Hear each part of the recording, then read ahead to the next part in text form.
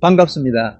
제가 오늘 이제 우리 형제들 올 때까지 이제 좀 기다리면서 사실 그 우리가 어둠의 권세 속에 있었고 또 하나님은 사도 바울을 이제 건져내서 유대인과 이방인들의 그 어떤 위협에서 건져내서 또 그들에게로 보내면서 그들을 어두움에서 빛으로 또 사단의 권세에서 하나님께로 돌아오도록 그렇게 하기 위함이다 하는 것이 사도행전 이제 26장에 아그리파 왕에게 이제 그 간증, 자기가 하나님을 만난 간증을 이야기하면서 이렇게 말을 했습니다.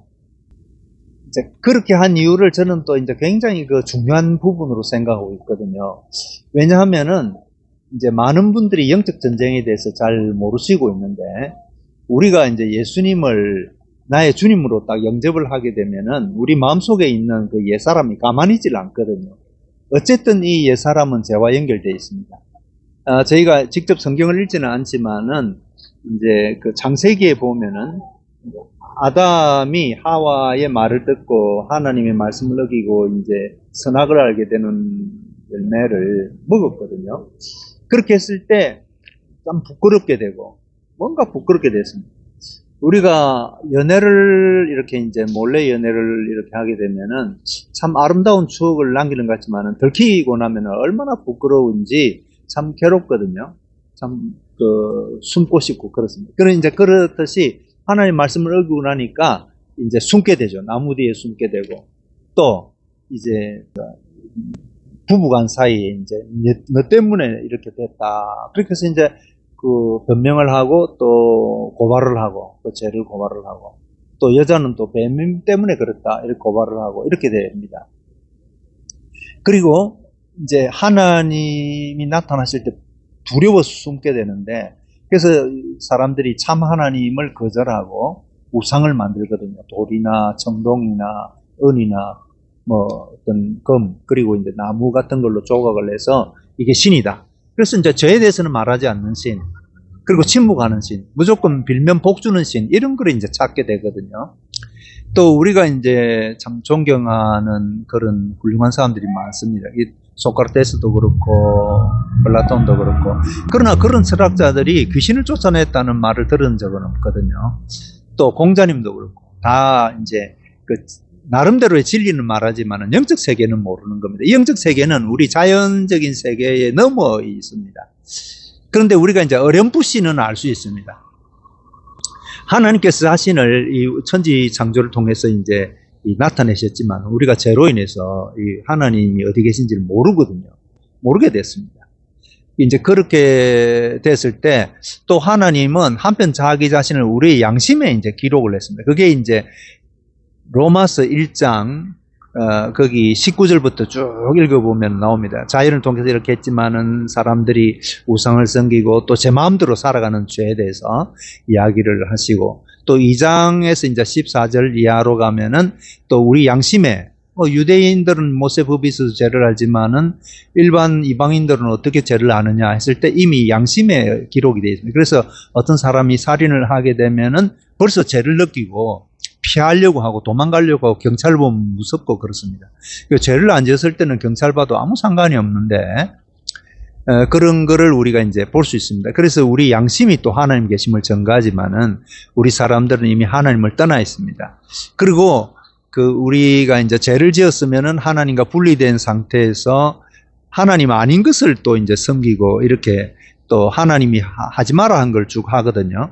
로마서 1장 19절 쭉 읽어보면 거기 뭐 동성애도 나오고 모든 죄악들이 쭉 기록이 되어 있습니다. 그런데 또 그것을 하는 자기 자신뿐만 아니라 하는 사람들을 또 옳다고 이렇게 하면서 헷갈리게 만들고 있거든요. 이제 이런 가운데 죄라는 게 얼마나 무서운가 하는 것을 이제 말씀드리고 싶습니다. 우리는 이제 종교적으로도 자기를 과시하게 되고 교만하게 되고 이것도 다 죄거든요. 그런데 겸손하게 이렇게 이제 예수님께서 이 땅에 내려오신 것만 해도 겸손이신데 그 겸손을 따라서 우리가 살아야 되는데 자칫하면은 은사를 가지고도 교만해질 수가 있습니다. 그래서 이제 오늘 제가 어떤 수도사처럼 살아가는 분을 만났거든요. 근데 만났는데, 이제 그분이 아버지가 이 흑색 마술 하는 사람들하고 이렇게 친구가 돼가지고 군인이었다 그러는데, 아들이 10살 됐을 때 이제 개하고 닭 같은 거 죽여가지고 피를 가지고 또 제사 지내고 이런 거를 많이 봤기 때문에 자기는 이제 구약의 하나님이 동물 제사 드린 거를 보면은 딱 싫어한다는 거죠.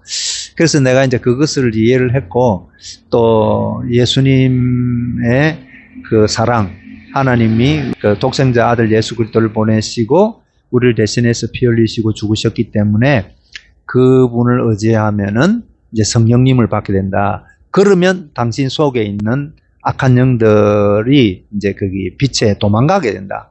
당신 힘으로 쫓아내는 게 아니고 저절로 하나님의 말씀의 빛이 들어오고 또 예수님의 빛, 또 성령님의 빛이 이 마음을 정화하는 거다. 이제 근데 그분은 이미 이제 사탄의 소리를 알고 있거든요. 제지어라는 소리, 또 마음을 아프게 하는 소리. 조금 전에 제가 아까 스페인어로 할 때도 어떤 분이 여기 참석을 했습니다.